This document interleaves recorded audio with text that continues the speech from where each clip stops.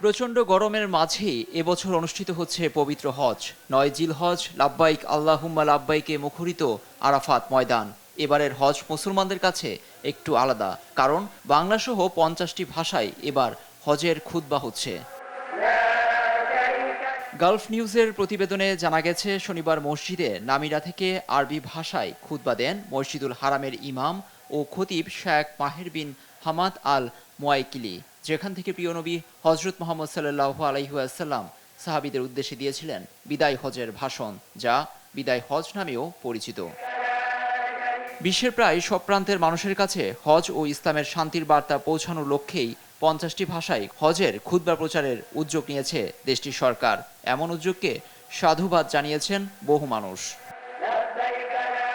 আজকের দিনটিকে হজের সবচেয়ে গুরুত্বপূর্ণ দিন হিসেবে বিবেচনা করা হয়।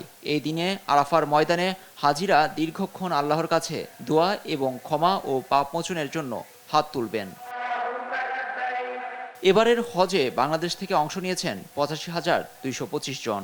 বাংলাদেশ থেকে সর্বমোট ২১৮টি ফ্লাইটে সৌদি আরবে পৌঁছান তারা।